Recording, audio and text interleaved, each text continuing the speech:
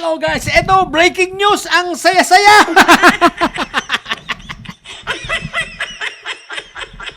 Magdiwang na tayo. Kakain ako bukas ng dinuguan, sayang gabi rito ha. Oh guys, mag-post na kayo ha. Yayain nyo na si Marco Tae na kumain ng dinuguan.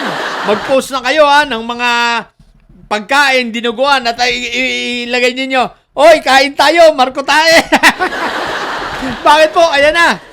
Inisyuhan na ng warrant of arrest itong si Marco Tae ng 3rd Division ng Sandigan Bayan kasama itong si Mike Diferencia at yung dalawa pa.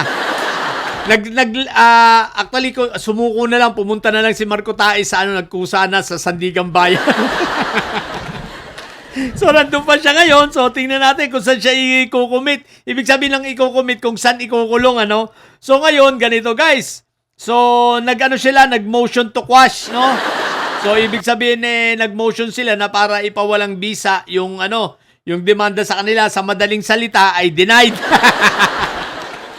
So, tuloy na kulong na si Marco Tae.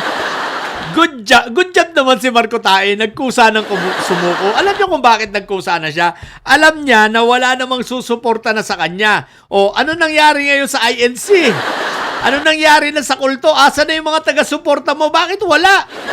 Bakit wala ngayon nagsisigaw? Bakit wala ngayong humarang? Sayang.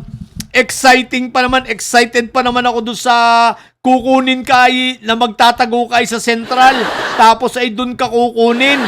Para sa ganun, yung mga mayayabang na sabi dati, ay subukan nyo! Subukan nyong hulihin si Marco Tae namin!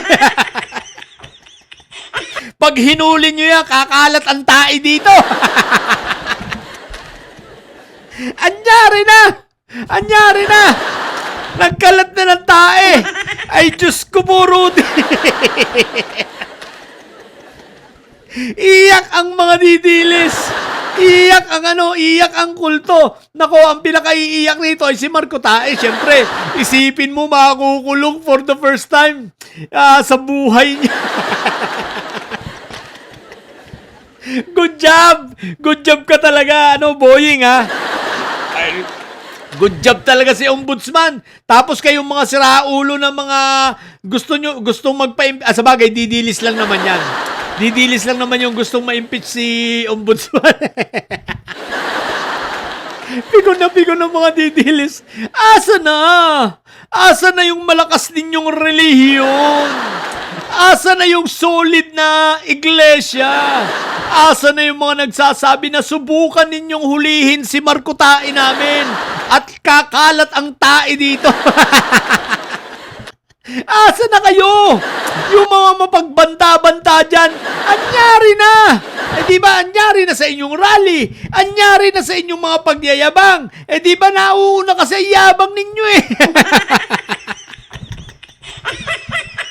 Kaya kayo kinakarma. Puro kayo unang yabang. O diba ga, ilabas nyo ngayon ang yabang ninyo. Tingnan nyo nga ang gawin ninyo. Punta kayo kung saan siya ikukumit at harangan ninyo yung jail dyan. O kaya harangan ninyo yung sasakyan na magdadala kay Marco Tae sa kulungan. Wala pa akong balita kay Mike Diferencia kung sumurrender na. Mike Diferencia, huwag ka na sumurrender, manlaban ka na. Try mo manlaban para alam mo ang experience kung paano yung EJK. Dapat nga ito si Marco Tae, hindi na lang ito sumurrender, dapat dito nanlaban to eh. Para ma-experience nila kung ano yung na-experience ng mga biktima ng EJK, di ba? Kaya ano pangalan nito? Mike Diferencia, kung hindi ka pa sumusuko, wag ka na sumuko, manlaban ka na lang. Iyak si Ngotbi. Matutuluyan si Ngotbi. Ano kayo ngayon? Iyak na naman kayong mga didilis. Si Mike Diferencia pa naman ang numero 1 panlaban ni Barbie. Si Mike Diferencia pa naman ang numero 1 aso ni Barbie Baste. Naku po, Rudy. So, wala na. Sinong papalit sa'yo? Bakit naman papalit si Eric Celis? Walang apil-apil yun. Diyos ko po, Rudy. Sino ba ang maniniwala kay Eric Celis? Naku po. Sino? Yung mga, asa lang pala yung mga military nyo. Di ba? Si Pokis, ayaw na rin eh. Sabi nga ni Pokis sa post niya, nakakapagod na kayo. Nakakapagod daw ang Pilipinas. Nasaan na pala? Si Kapitan Dado. Nasaan na pala yun? Si Kapitan Sayad? Si Commander Sayad, di ba? Nawala na rin yun ah. Di ba sabi nila may mga, may mga armas na sila at naghihintay na lang, isang press na lang daw ng button. Di ba? Bakit yung mga nagdaang rally, wala? Kulang na ang bayan. Wala nang bayan. Talo kayo ng Bayuteros. Yung Bayuteros, pag-alagala lang. Wala pala kayo eh.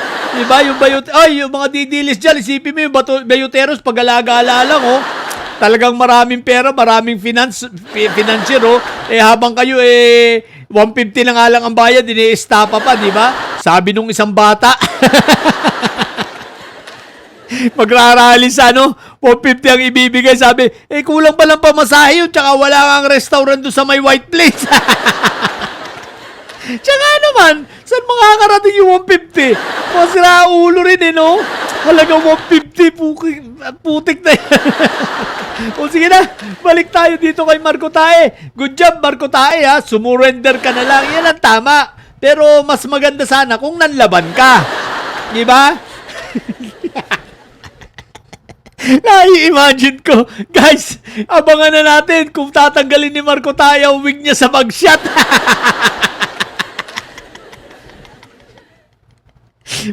Sana makita natin yung mga post na kung kasi marami ang nagsasabi na ang dulo raw ng ulo ni Marco Tae ay patulis. Meron naman nagsasabi parang oblong. Meron naman nagsasabi bilog na bilog. So hindi natin alam kung ano ang katotohanan sa ulo ni Marco Tae. So dito natin malalaman pag na-mugshot na siya kung ito ba ay tulis, pabilog o pa-oblong. Ano kayang masasabi ni Marco Tae Jr.? Si Congressman Marco Tae na nanggagapang para sa impeachment ni Boying Remulla.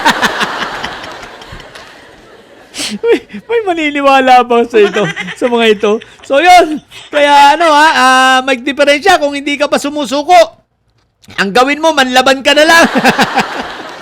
At saka huwag ka mag-alala. Ito na yung maaaring mga ilang araw kung hindi pa nalalabasan na warrant yung iyong asawa, magkikita pa kayo.